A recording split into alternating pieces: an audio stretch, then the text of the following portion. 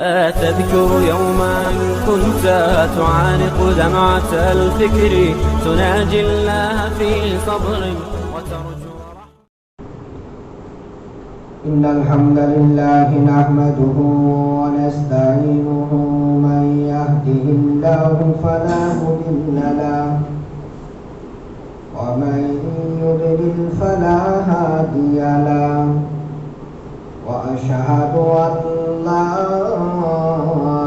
إله إلا الله وحده لا شريك له وأشهد أن محمدًا عبده ورسوله أما بعد فإن خير الحديث كتاب الله وخير الهدي هدي محمد صلى الله عليه وسلم وشر الأمور محدثاتها وكل محدثة بدعة وكل بدعة ضلالة وكل ضلالة في النار فأعوذ بالله من الشيطان الرجيم بسم الله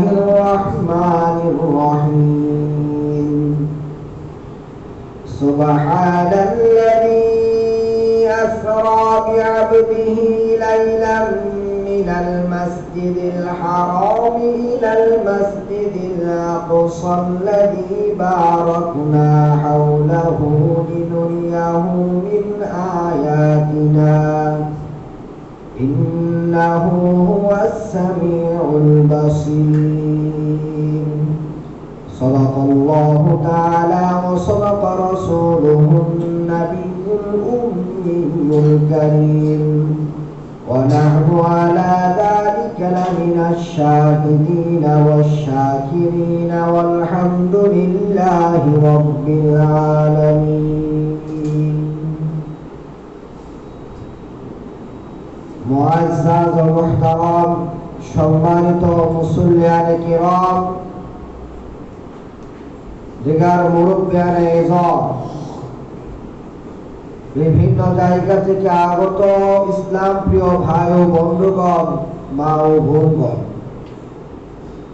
আমরা আল্লাহ সুবহানাহু ওয়া তাআলার মহান দরবারে শুকরিয়া আদায় করি যার অশেষ মেহেরবানিতে প্রতি জুমার মতো আজকেও জুমার সালাত আদায় করার উদ্দেশ্যে মসজিদে আসতে পেরেছি সেজন্য আলহামদুলিল্লাহ।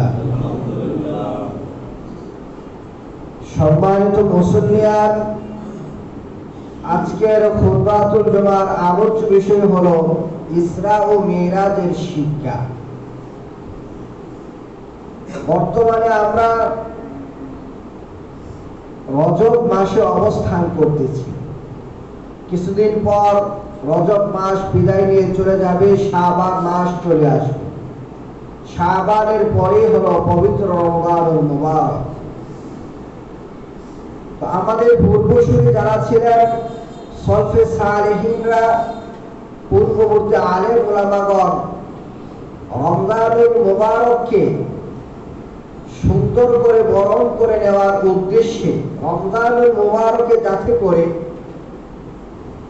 ইবাদত বন্দেগী খুব বেশি করে করা যায় সেই জন্য তারা রজব থেকেই মানসিকভাবে শারীরিকভাবে প্রস্তুতি শুরু করে দিতেন।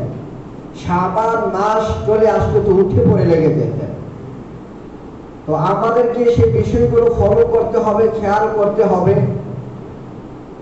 বিশেষ করে এই রজব মাসের ঐতিহাসিক একটি ঘটনা আছে যেটা অত্যন্ত আশ্চর্যজনক একটি ঘটনা। এই ঘটনার যেমন কিছু শিক্ষা আছে, এই ঘটনাকে কেন্দ্র করে আমাদের সমাজে কিছু বাতিল বা ভুল বিষয়গুলো ছড়িয়ে আছে। সেই কারণে এই রজব মাসে আমরা বা রজব মাসের শেষের দিকে এসে আমরা ইসরা এবং মিরাজের শিক্ষা নিয়ে আজকে আলোচনা করতে যাচ্ছি। সকলের প্রতি আমার বিনীত অনুরোধ, সকলে খুব মনোযোগ সহকারে শুনবেন। আমাদের এই ঘটনা বর্ণনা করার উদ্দেশ্য না, বরং উদ্দেশ্য হলো এই ঘটনা থেকে আমাদের কি শিক্ষা আছে সেই বিষয়টি। ইসরা এবং মিরাজের শিক্ষা নিতে গেলে যতটুকু ঘটনা বর্ণনা করার প্রয়োজন হয় ততটুকু আমরা বর্ণনা করব ইনশাআল্লাহ। সম্মানিত মুসল্লিয়ান, বিশ্বনবী মুহাম্মদুর রাসূলুল্লাহ সাল্লাল্লাহু আলাইহি ওয়াসাল্লাম মহান আল্লাহ রাব্বুল আলামিনের পক্ষ থেকে যখন নির্দেশ পেলেন তোমার প্রতি যা নাযিল করা হয়েছে তা তোমাকে যা আদেশ করা হয়েছে সেই বিষয়গুলো তুমি প্রকাশ্যে প্রচার প্রসার করো, তাবলীগ যাতে করে প্রকাশ্যে করে, দ্বীনের দাওয়াত যাতে আর গোপনে না দেয় বরং প্রকাশ্যে যাতে দাওয়াত দিতে শুরু করে, সেই নির্দেশ যখন বিশ্বনবী মুহাম্মদুর রাসূলুল্লাহ সাল্লাল্লাহু আলাইহি সাল্লামকে দেওয়া হলো মাক্কি জীবনীতে, তখন থেকে বিশ্বনবী মুহাম্মদুর রাসূলুল্লাহ সাল্লাল্লাহু আলাইহি সাল্লাম দ্বীনের কাজ প্রকাশ্যে শুরু করে দিলেন। যখন থেকে তিনি প্রকাশ্যে দ্বীনের দাওয়াতি কাজ শুরু করে দিলেন, তখন থেকে তার উপর অত্যাচারের মাত্রা কাফের মুশরিকরা আরো বহু গুণে বাড়িয়ে দিল। তখন বিশ্বনবী মুহাম্মদুর রাসূলুল্লাহ সাল্লাল্লাহু আলাইহি সাল্লামের সহযোগী ছিলেন, বিশিষ্ট সহযোগী ছিলেন খাদিজাতুল কুবরা রাদিয়াল্লাহু তাআলা আনহা। পাশাপাশি আরেকজন সহযোগী ছিলেন, যদিও তিনি মুসলিম নন, তারপরও বিশ্বনবী মুহাম্মদুর রাসূলুল্লাহ সাল্লাল্লাহু আলাইহি সাল্লামকে তার দ্বীনের কাজ প্রচার প্রসারের বেলায় অনেক সহায়তা করেছেন, যিনি ছিলেন তার চাচা আলী রাদিয়াল্লাহু তাআলা আনহুর বাবা আবু তালেব।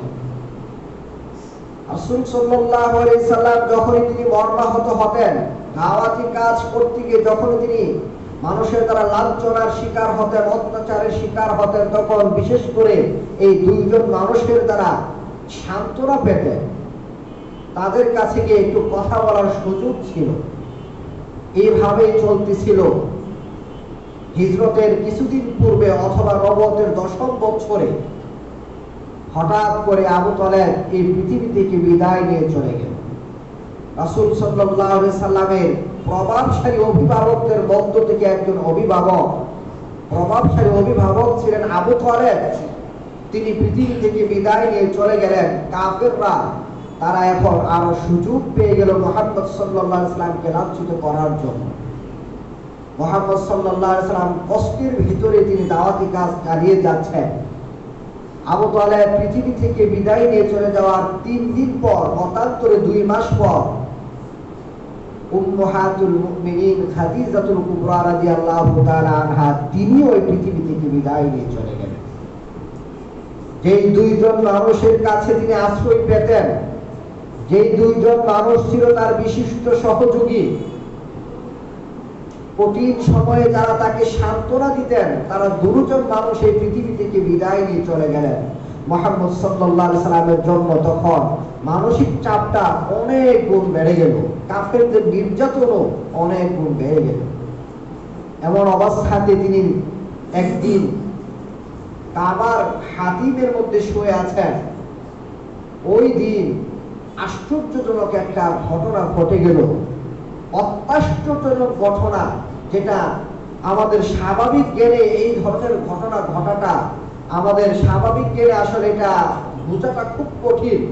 তারপরে ঘটনাটা ঘটেছে, সেই ঘটনার নামই হলো ইসরা এবং মিরাজ। ইসরা এবং মিরাজ, যদিও আজকে আমরা রজব মাসে আলোচনা করতেছি মিরাজ সম্পর্কে, আপনাদের জেনে রাখা প্রয়োজন এই মিরাজ আসলে কোন বছর সংঘটিত হয়েছিল, কোন মাসে সংঘটিত হয়েছিল, কোন তারিখে সংঘটিত হয়েছিল, প্রকৃতপক্ষে আল কোরআনের মধ্যে এবং সহিহ হাদিসের মধ্যে নির্ধারণ করে দেওয়া হয় নাই। মিরাজের মাস এবং তারিখ কোরআন হাদিসে নির্ধারিত নেই। এই কারণে আমরা দেখতে পাই মিরাজ সংঘটিত হওয়ার সালটাকে নিয়ে, যেরকম আমি আপনাদের সামনে নবুয়তের 10ম বছর বললাম, আবার এর আগে 6ষ্ঠ বছরের কথাও আছে, বিভিন্ন মত আছে। আবার মিরাজ কোন মাসে হয়েছে এটা নিয়েও মত আছে, যেমন রজব মাসে হয়েছে, রবিউল আউয়াল মাসে হয়েছে, রমজানুল মুবারকে হয়েছে, মুহররম মাসে হয়েছে। এই ধরনের অনেক মত মাসকে নিয়েও আছে, তারপরে হলো কত তারিখ। তো প্রথমে আমরা বিষয়টা এই কারণে বলে নিলাম, যদিও আমরাও মিরাজের শিক্ষা নিয়ে, ইসরার শিক্ষা নিয়ে রজব মাসে এসে আলোচনা করতেছি, তারপরেও আমাদেরকে মাথায় রাখতে হবে এটা কি আসলে রজব মাসে হয়েছিল কিনা, এটা আসলে আমরা নিশ্চিত না। যেই জায়গায় রজব মাসটাই আছে কিনা এটা নিশ্চিত না, সেই জায়গায় রজব মাসে 26 তারিখ দিবাগত রাতে, 27 তারিখের রাতে এই মিরাজকে কেন্দ্র করে সবে মিরাজের নামে যে ধরনের ইবাদত বন্দেগী করা হয়, যে সালাতগুলো আদায় করা হয়, পরের দিন যে সিয়াম রাখা হয়, এইগুলো যে রাসূল সাল্লাল্লাহু আলাইহি সাল্লামের আদর্শ বিরোধী কাজ, সাহাবায়ে কেরামের আদর্শ বিরোধী কাজ, যাতে করে বিষয়টা আমাদের মাথায় প্রথমেই চলে আসে, এই কারণে প্রথমে আমি এই কথাটা আপনাদের সামনে বলে নিলাম। তো যাই হোক, ওই রাসূল সাল্লাল্লাহু আলাইহি সাল্লাম কোন একদিন শুয়ে আছেন, এমন অবস্থায় জিবরাইল আলাইহিস সালাতু ওয়াস সালাম আসলেন। এসে আল্লাহ রাসূল সাল্লাল্লাহু আলাইহি সাল্লামের বুকটাকে একবারে ফেরে ফেলা হলো। তারপর বক্ষটাকে পরিষ্কার করা হলো, হিকমা দ্বারা, নূর দ্বারা, আপনার আলো দ্বারা ভিতরটা ভরে দেওয়া হলো। তারপর আবার ভিতরে তার প্রাণটা দিয়ে, মানে তার আত্মীয়টাকে দিয়ে আপনার আবার এটাকে ঠিক করে দেওয়ার পর রাসূল সাল্লাল্লাহু আলাইহি সাল্লামকে নিয়ে ভ্রমণ শুরু হয়ে গেল। এখানে আমাদের দুইটা বিষয় বোঝা প্রয়োজন। একটা হলো মসজিদুল হারাম থেকে বাইতুল মুকাদ্দাস পর্যন্ত রাত্রিকালীন একটা ভ্রমণ, আর আরেকটা হলো বাইতুল মুকাদ্দাস থেকে একেবারে 7 আসমানের পূর্ব পর্যন্ত গমন করা। বাইতুল্লাহ থেকে, কাবা থেকে বাইতুল মুকাদ্দাস পর্যন্ত রাত্রিকালে যে ভ্রমণটা হয়েছে, এটা আল কোরআনের সূরা ইসরা, সূরা বনী ইসরাইল 17 নম্বর সূরা দিয়ে প্রমাণিত।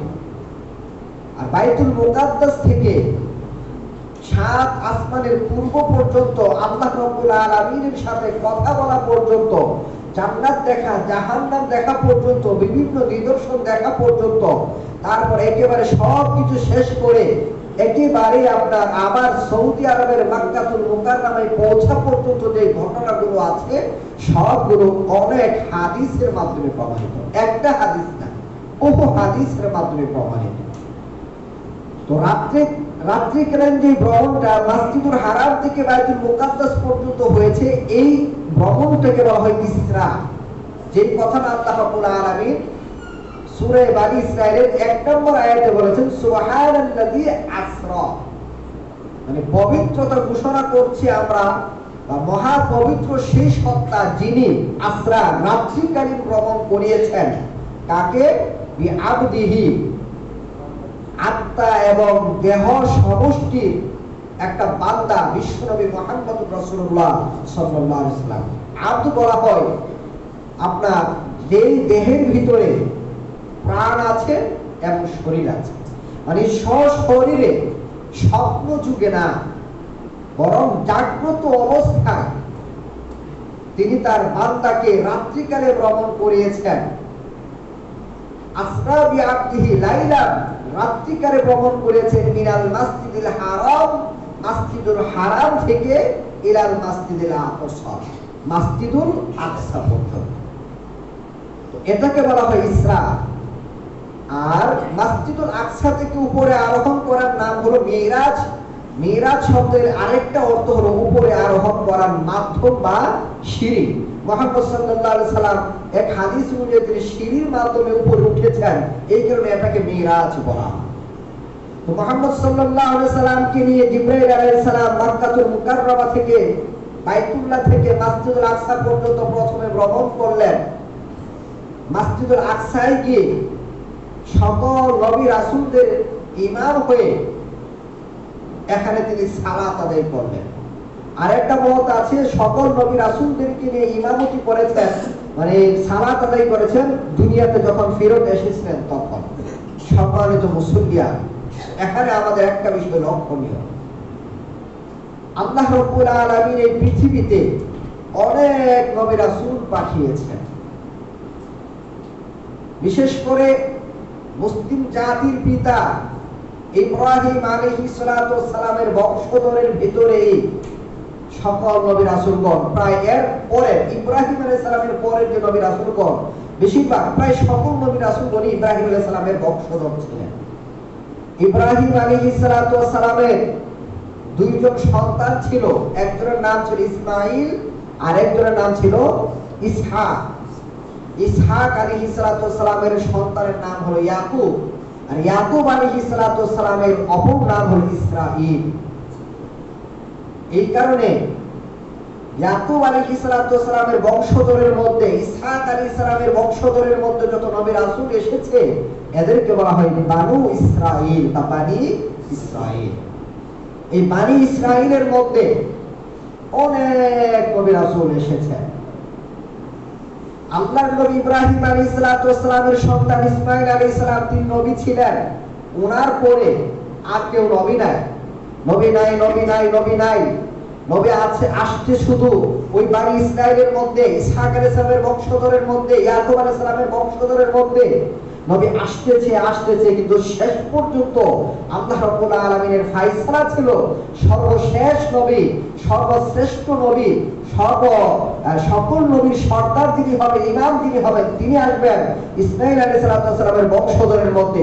এই কারণে আল্লাহ রাব্বুল আলামিন শেষ নবীকে পাঠালেন ইসমাঈল আলাইহিস সালামের বংশধরের মধ্যে।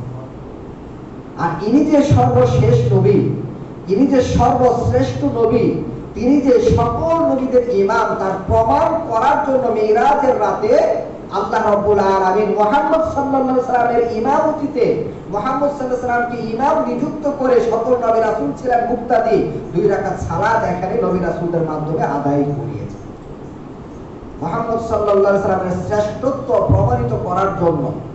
পাশাপাশি সকল নবী রাসূলগণ তাদের নিজ নিজ উম্মতদেরকে এই কথা বলেছেন এবং আল্লাহর সাথেও এই ওয়াদা করেছেন, আমার সময় যদি বিশ্ব নবী চলে আসে, আমার সময় যদি শেষ নবী চলে আসে, তাহলে অবশ্যই আমি তার নবুয়তি মেনে নিব, তার আনুগত্য আমি করব। নবী রাসূলদের কথাটা যে সত্য ছিল, নবী রাসূল মিথ্যাবাদী না, তারা তাদের আদর্শে আদর্শবান, আল্লাহর অর্ডার যারা মানেন নির্দ্বিধায়, এটা প্রমাণ করার জন্য সকল নবী রাসূল যে আল্লাহ রাব্বুল আলামিনের আজ্ঞাবহ সেটা প্রমাণ করার জন্য বিশ্বনবী মুহাম্মদুর রাসূলুল্লাহ সাল্লাল্লাহু আলাইহি ওয়াসাল্লামের পিছনে তাদেরকে দাঁড় করিয়ে সালাত আদায় করিয়েছে। মুহাম্মদ সাল্লাল্লাহু আলাইহি সাল্লাম তাদেরকে সাথে নিয়ে সালাত আদায় করলেন। তারপর তিনি সেখান থেকে, যদি এই ঘটনাটা যাওয়ার সময় আমরা ধরি, তাহলে সালাত আদায় করার পর সেই ভ্রমণটা শুরু হয়েছে। আর আসার পথে ধরলে ভ্রমণ শেষে এখানে সালাত আদায় করার পর তারপর তিনি মক্কাতুল মুকাররমায় গিয়েছেন। তো আমরা এখন আসমানের দিকে যাচ্ছি। তো মুহাম্মদ সাল্লাল্লাহু আলাইহি সাল্লাম এখানে সালাত আদায় করা শেষ করলেন। উপরে আরোহণ করার সিঁড়ি আনা হলো, মাধ্যম আনা হলো, যেটার মাধ্যমে তিনি উপরে যাবেন। মুহাম্মদ সাল্লাল্লাহু আলাইহি সাল্লাম এখান থেকে তিনি উপরে আরোহণ করলেন। প্রথম আসমানে গেলেন, দ্বিতীয় আসমানে গেলেন, তৃতীয় আসমানে গেলেন। প্রত্যেকটা আসমানে এরকম ভাবে 7 আসমানের উপরে গেলেন। আর প্রত্যেক আসমানে আল্লাহ রাব্বুল আলামিনের বিভিন্ন নবী রাসূলদের সাথে সাক্ষাৎ হয়েছে। আদম আলাইহিস সালামের সাথে সাক্ষাৎ হয়েছে, এরপর আপনার মুসা আলাইহিস সালামের সাথে সাক্ষাৎ হয়েছে, ঈসা আলাইহিস সালামের সাথে সাক্ষাৎ হয়েছে, অনেক নবী রাসূলের সাথে তার সাক্ষাৎ হয়েছে। অনেক ফেরেশতারা, মানে ফেরেশতা, আসমানের ফেরেশতারা মুহাম্মদ সাল্লাল্লাহু আলাইহি সাল্লাম যখন উপরে আরোহণ করলেন, তখন সবাই আনন্দে আনন্দিত হয়ে গেল, সবাই একেবারে খুশি হয়ে গেল। মুহাম্মদ সাল্লাল্লাহু আলাইহি সাল্লামকে সবাই মোবারকবাদ জানালো, স্বাগতম জানালো। মুহাম্মদ সাল্লাল্লাহু আলাইহি সাল্লাম এরকম ভাবে চলতে চলতে একেবারে সিদরাতুল মুনতাহায় চলে গেলেন। সেখান থেকে তিনি বাইতুল মামুর, সেখানে ইব্রাহিম আলাইহিস সালামকে দেখলেন। তারপর মুহাম্মদ সাল্লাল্লাহু আলাইহি সাল্লাম আল্লাহ রাব্বুল আলামিনের একেবারে নিকটবর্তী হয়ে গেলেন। আল্লাহ রাব্বুল আলামিনের নিকটবর্তী, একেবারে কাছাকাছি, মাঝখানে শুধু একটা পর্দা। একদিকে আল্লাহ রাব্বুল আলামিন, আরেকদিকে তার প্রিয় নবী বিশ্ব নবী মুহাম্মদুর রাসূলুল্লাহ সাল্লাল্লাহু আলাইহি ওয়াসাল্লাম। একেবারে কাছাকাছি হওয়ার পর বিশ্ব নবী মুহাম্মদুর রাসূলুল্লাহ সাল্লাল্লাহু আলাইহি ওয়াসাল্লামের সাথে আল্লাহর কথাবার্তা হচ্ছে। এক পর্যায়ে আল্লাহ রাব্বুল আলামিন মুহাম্মদ সাল্লাল্লাহু আলাইহি ওয়াসাল্লামকে বিশেষ একটা উপহার দিলেন, বিশেষ একটা বিধান দিলেন, যে বিধানটার নাম হলো সালাত। বেদাতটার নাম কি? সালাত। এই আমি যতটুকু ঘটনার যতটুকু প্রয়োজন শিক্ষা নেওয়ার জন্য ততটুকু বর্ণনা করতেছি। শিক্ষাগুলো কি কি এটা আমরা পরে বলবো। বিশেষ একটা উপহারের নাম হলো সালাত। আল্লাহ রাব্বুল আলামিন ওই জায়গায় প্রথমে 50 শব্দ সালাত বাধ্যতামূলক করেছিলেন। পরে তিনি আমাদের প্রতি দয়া করে বিশ্বনবী মুহাম্মদুর রাসূলুল্লাহ সাল্লাল্লাহু আলাইহি সাল্লামের আবদারে শেষ পর্যন্ত 45 ওয়াক্ত কমিয়ে দিয়ে 5 ওয়াক্ত পর্যন্ত এনে দিয়েছেন। মুহাম্মদ সাল্লাল্লাহু আলাইহি সাল্লাম এক পর্যায়ে আল্লাহ রাব্বুল আলামিনের সাথে কথাবার্তা শেষ করার পর জান্নাত ভ্রমণ করতে গেলেন। তাকে জান্নাতে নেওয়া হলো, তিনি জান্নাত দেখলেন। জান্নাতে গিয়ে দেখলেন বেশিরভাগ জান্নাতি মানুষ হলো দরিদ্র, সমাজের অবহেলিত মানুষ, নিম্ন শ্রেণীর মানুষ। জান্নাতে অনেক নিয়ামত দেখলেন। তারপর তাকে জাহান্নাম দেখানোর জন্য নিয়ে যাওয়া হলো। জাহান্নামের মধ্যেও তিনি কতগুলো আশ্চর্যজনক বিষয় প্রত্যক্ষ করলেন। তিনি দেখলেন কিছু মানুষ মাথার মধ্যে হাত রেখে শুয়ে আছে কাত হয়ে, আর তাদের মাথার মধ্যে পাথর দিয়ে ঢিল মারা হচ্ছে, মাথাগুলো চূর্ণ বিচূর্ণ হয়ে যাচ্ছে। একটু পরে মাথাটা আবার ভালো হয়ে যাচ্ছে, আবার তাদের সাথে এই আচরণগুলো করা হচ্ছে। জিবরাইল আলাইহিস সালামকে জিজ্ঞাসা করলেন এই আচরণগুলো তাদের সাথে করা হচ্ছে কেন? তিনি উত্তর দিলেন এরা হলো ওই সমস্ত মানুষ যারা ফরজ সালাত আদায় না করে অবহেলা, ফরজ সালাত আদায় করতে অবহেলা করত, সময় মতো সালাত আদায় করত না। আশ্চর্যজনক ঘটনা তিনি দেখলেন কিছু মানুষ আছে তাদের পেটগুলো খুব ফুলে একেবারে বড় হয়ে গেছে, তাদের পেটের কারণে তারা নড়াচড়া করতে পারতেছে না।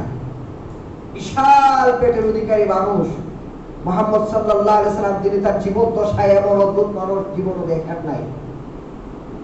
প্রশ্ন করলেন এরা কারা, এদের এই অবস্থা কেন, এত কঠিন পরিণতি এদের কেন, তার কারণটা কি?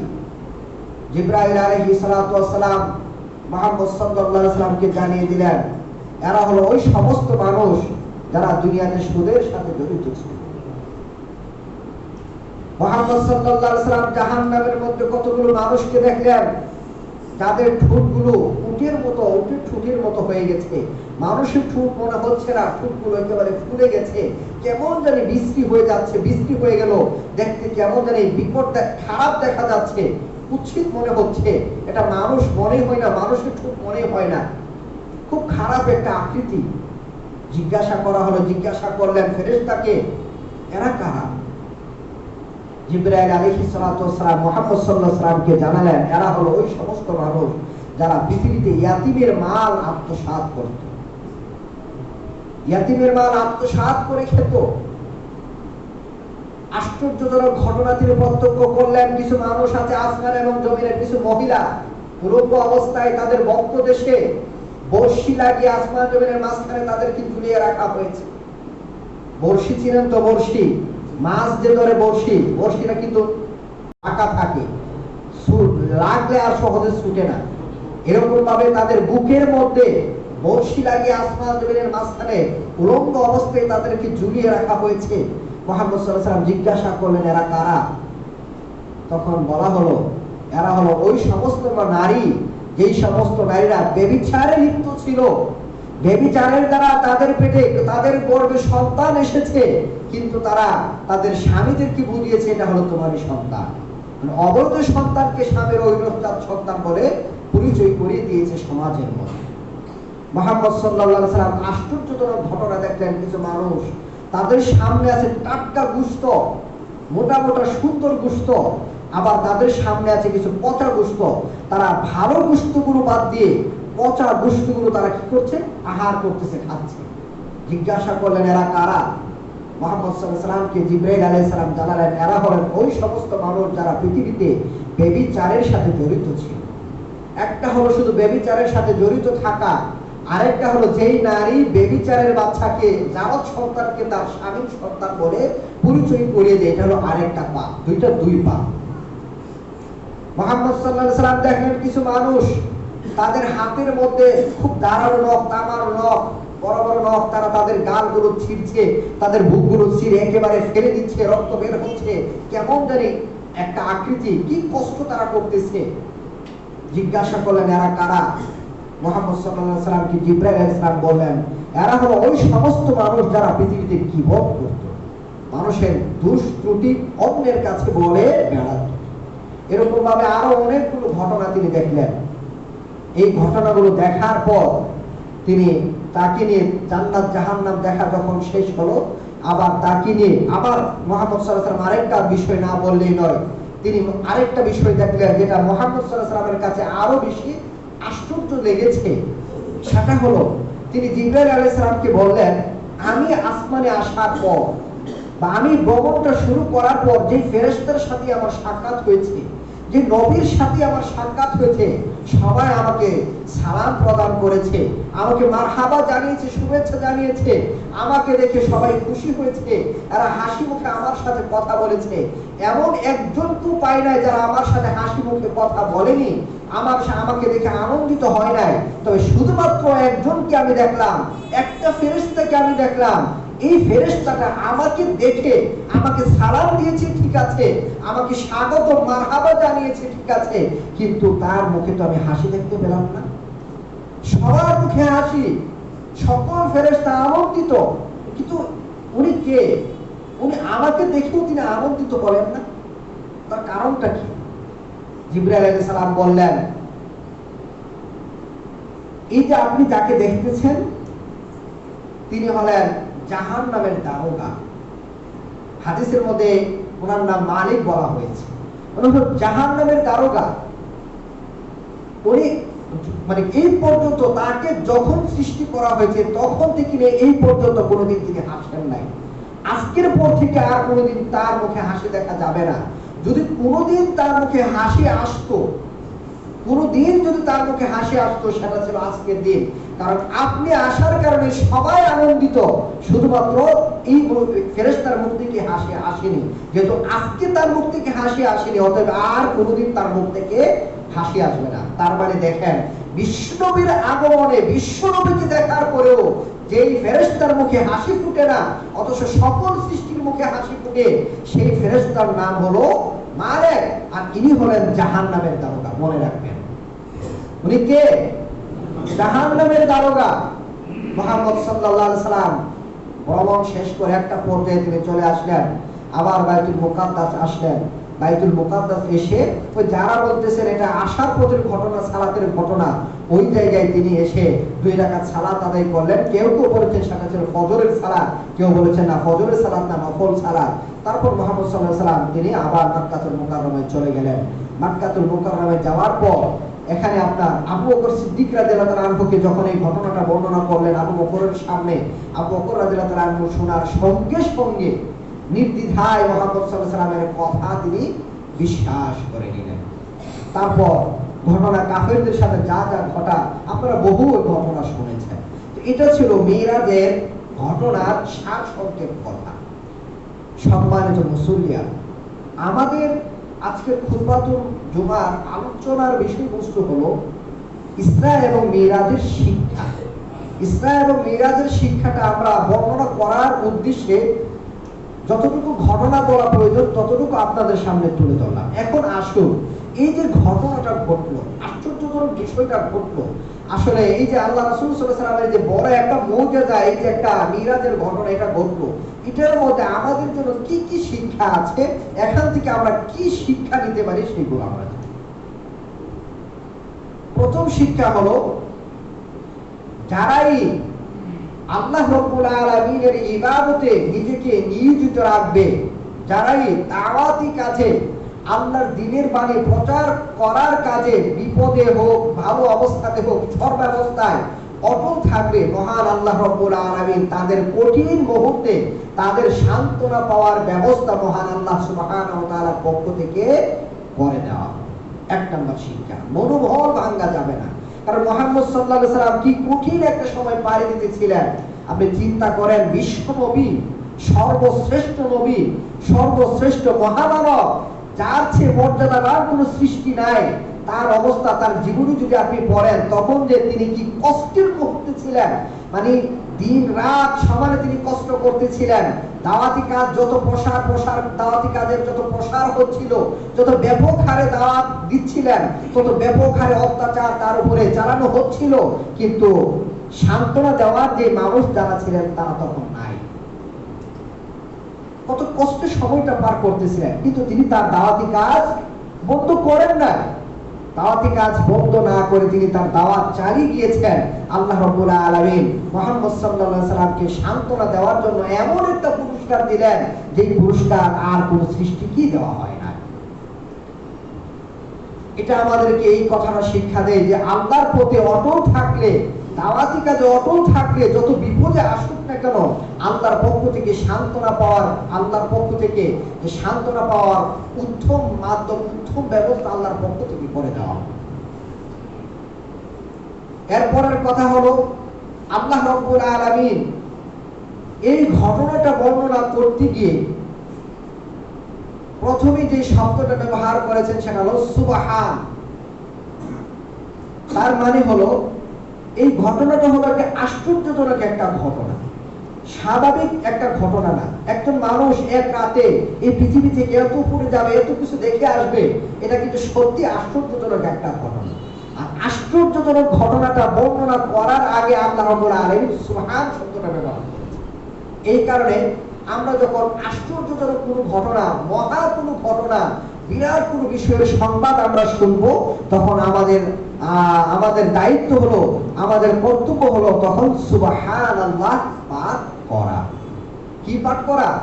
সুবহানাল্লাহ পাঠ করা। এটা আল্লাহ আমাদেরকে এখানে শিখিয়ে দিয়েছে। এরপরের কথা হলো, এই আয়াতের মধ্যে আল্লাহ রাব্বুল আলামিন তিনি নিজেই বলতেছেন যে আমি কেন এই ঘটনাটা ঘটালাম। সুবহানাল্লাযী আসরা বিআবদিহি লাইলাম মিনাল মাসজিদিল হারাম ইলাল মাসজিদিল আকসাল্লাযী বারাকনা হাওলাহু। কেন আমি করলাম? লিনুরিয়াহু মিন আয়াতিনা, যাতে করে আমি তাকে আমার নিদর্শন দেখাতে পারি। মুহাম্মদ সাল্লাল্লাহু আলাইহি ওয়াসাল্লামকে অনেকগুলো নিদর্শন দেখালেন। নিদর্শন যখন মুহাম্মদ সাল্লাল্লাহু আলাইহি ওয়াসাল্লাম নিজের চোখে দেখে আসবেন, তখন কিন্তু তার উম্মতদেরকে বললে তখন বিষয়টা কিন্তু অনেক সহজ হয়ে যাবে, উম্মতের জন্য বোঝা সহজ হয়ে যাবে, মানা সহজ হয়ে যাবে। আর মুহাম্মদ সাল্লাল্লাহু আলাইহি ওয়াসাল্লাম যখন স্বচক্ষে দেখে এসে কিছু কিছু বিষয় বলবেন, যেগুলো দেখেছেন এগুলো যদি স্বচক্ষে দেখে এসে বলেন, তখন কিন্তু তার আত্মিক যে বিষয়টা, আত্মিক যে তৃপ্তিটা তিনি কিন্তু খুব বেশি করে পাবেন। এইগুলো দেখানোর জন্য, এই নিদর্শনগুলো দেখানোর জন্য আল্লাহ রাব্বুল আলামিন এই ঘটনাটা ঘটিয়েছেন। তো এরপরে দেখেন আমাদের জন্য শিক্ষা এখানে কি আছে।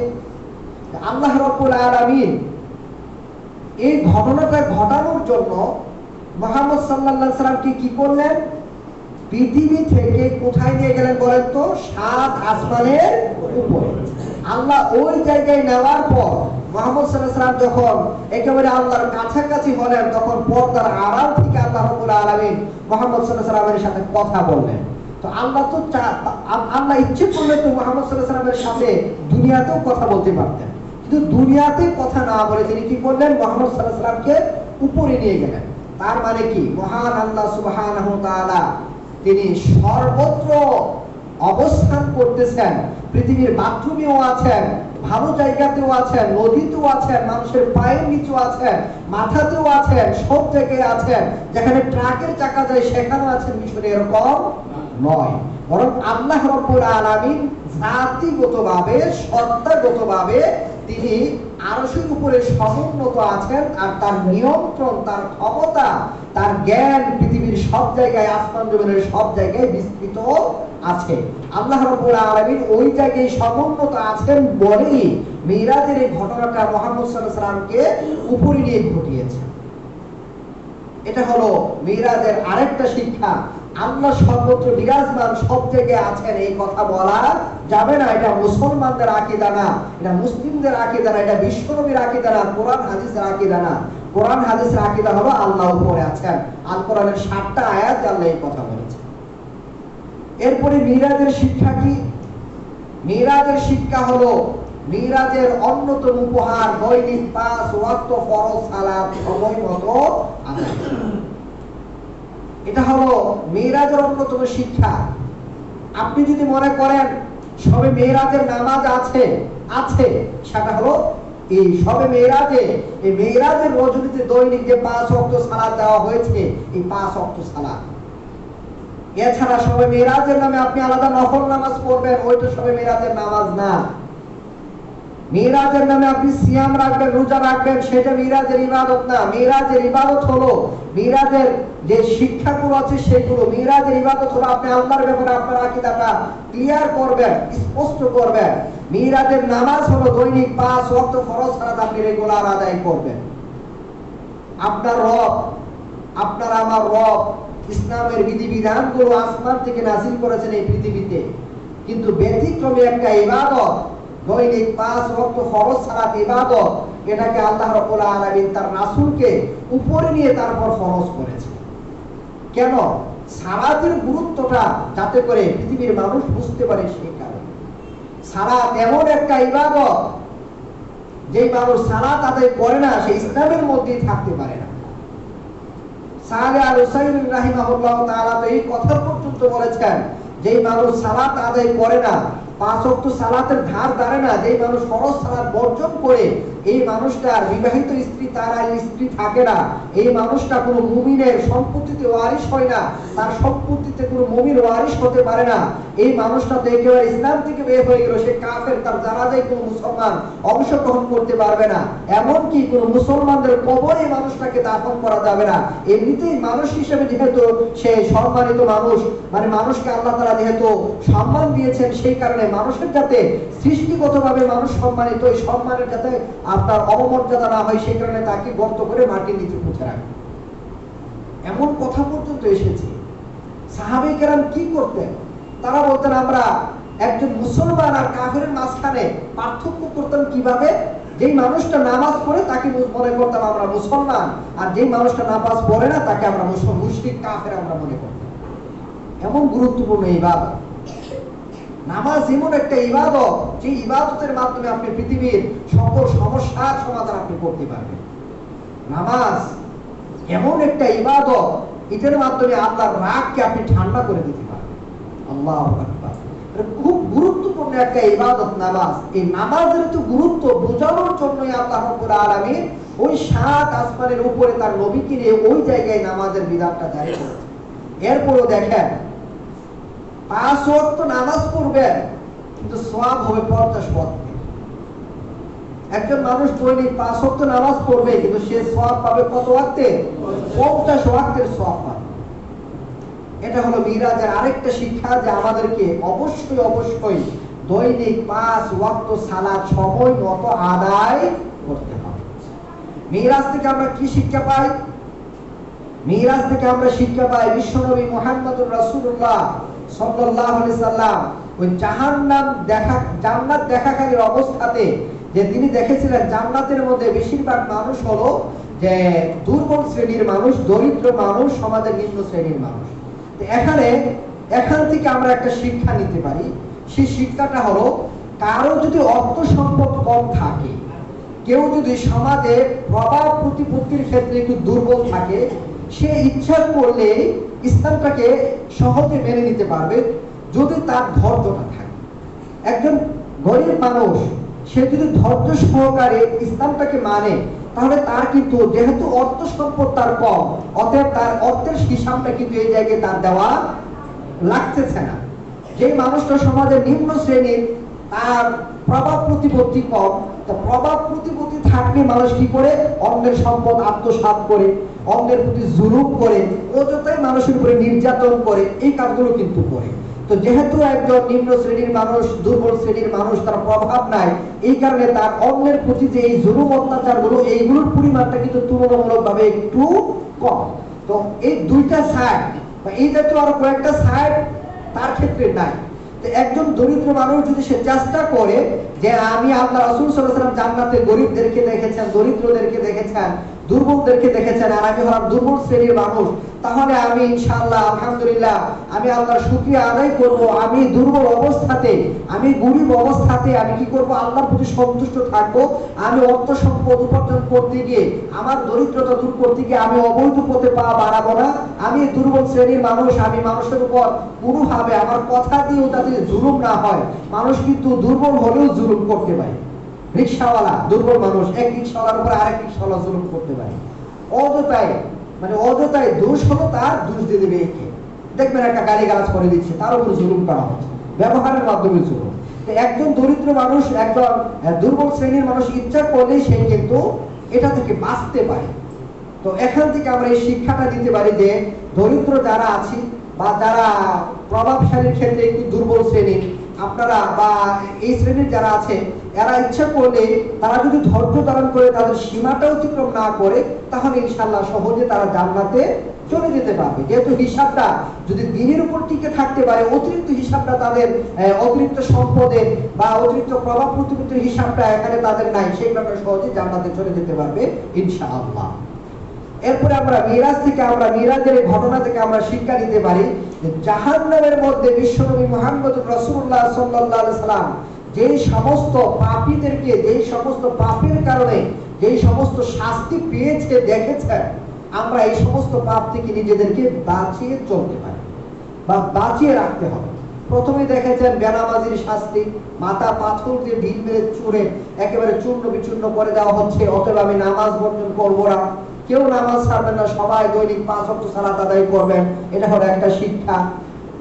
এরপরে আমরা এখান থেকে শিক্ষা পাই যে ইয়াতিমের সম্পদ আত্মসাৎ করা যাবে না। এরপরে এখান থেকে শিক্ষা পাই সুদের সাথে জড়িত হওয়া যাবে না, ব্যভিচারের সাথে জড়িত হওয়া যাবে না। এরপর আমরা এখান থেকে শিক্ষা নিতে পারি আরেকটা গুরুত্বপূর্ণ শিক্ষা, সেটা হলো যে জাহান্নাম মানে এত ভয়ানক জায়গা যে এটার দারোয়ান যিনি আছেন তার মুখে পর্যন্ত কি নাই, হাসি নাই। তাহলে জাহান্নামের দারোয়ান যিনি, তার মুখের অবস্থা যদি এমন হয় যে বিশ্ব নবীকে দেখেও তার মুখে হাসি ফুটে না, তাহলে এই জাহান্নামের ভিতরে কি ভয়ানক শাস্তিগুলো আছে সেইগুলোর কথা মনে করে আমরা জাহান্নামে যাওয়ার আগে যে সমস্ত কর্মের কারণে সেই সমস্ত কর্ম থেকে আমরা নিজেদেরকে বাঁচিয়ে চলতে পারি। এটা হলো মিরাজের আরেকটা শিক্ষা। তো সম্মানিত মুসলিম ভাই ও বন্ধুগণ, মিরাজের আরেকটা শিক্ষা হলো যে মুহাম্মদ সাল্লাল্লাহু আলাইহি সাল্লাম যখন মিরাজ থেকে আসার পর আবু বকর রাদিয়াল্লাহু তাআলা আনহুর সাথে কাছে ঘটনাটা বর্ণনা করলেন, তখন আবু বকর রাদিয়াল্লাহু তাআলা আনহু নির্দ্বিধায় ঘটনাটা মেনে নিলেন। কেন? তার ঈমানটা ছিল বিশ্ব নবীর উপরে একেবারে 100%। তার ঈমানটা ছিল বিশ্ব নবীর ব্যাপারে একেবারে স্বচ্ছ। তিনি মুহাম্মদ সাল্লাল্লাহু আলাইহি সাল্লামের প্রতি তার যে ভালোবাসাটা ছিল যেমন ভালোবাসা থাকা দরকার তেমন ভালোবাসা। তো এই কারণে আবু বকর রাদিয়াল্লাহু আনহুকে কিন্তু উপাধি দিয়ে দিয়েছিলেন সিদ্দিক। এই ঘটনার পরিপ্রেক্ষিতে কিন্তু তিনি হলেন আবু বকর সিদ্দিক রাদিয়াল্লাহু তাআলা আনহু। এখান থেকে আমরা আরেকটা শিক্ষা নিতে পারি যে কোরআন এবং সহিহ সুন্নাহ যদি আমাদেরকে রাসূল সাল্লাল্লাহু আলাইহি সাল্লামের কোনো আদর্শকে সহিহ হিসেবে আমাদের জন্য প্রমাণিত করে দেয়, রাসূল সাল্লাল্লাহু আলাইহি সাল্লামের কোনো আদর্শ যেটা উম্মতের জন্য পালনীয় সহিহ সূত্রে যদি প্রমাণিত হয়ে যায়, তাহলে আমাদেরকে কি করতে হবে? আবু বকর সিদ্দিকের মতো সেই আদর্শটাকে নির্দ্বিধায় গ্রহণ করতে। তো এই সমস্ত বিষয়গুলো আমরা মিরাজের ঘটনা থেকে, ইসরার ঘটনা থেকে আমরা পাই। তো আমাদের সকলেরই উচিত আমরা আজকে যে বিষয়গুলো শুনলাম এই বিষয়গুলো মাথায় রেখে চলা, যে করণীয় আমলগুলো আছে বিশেষ করে সালাত, এটা দৈনিক আদায় করা, আল্লাহর ব্যাপারে আকীদা পরিষ্কার করা, পাশাপাশি যে অন্যায়গুলোর কারণে বিশেষ করে গীবত বা অন্যের সম্পদ আত্মসাৎ করা, এই যে অন্যায়গুলো আছে এই অন্যায়গুলো থেকে নিজেদেরকে বাঁচিয়ে চলা। আল্লাহ রাব্বুল আলামিন আমাদের সবাইকে মিরাজের যে শিক্ষাগুলো আছে সেই শিক্ষা আমাদের লাইফে আপনার বাস্তবায়িত করার তৌফিক দান করুন, আমিন। أتذكر يوما كنت تعانق دمعة الفكر تناجي الله في صبر وترجو رحمة تسري فعاش القلب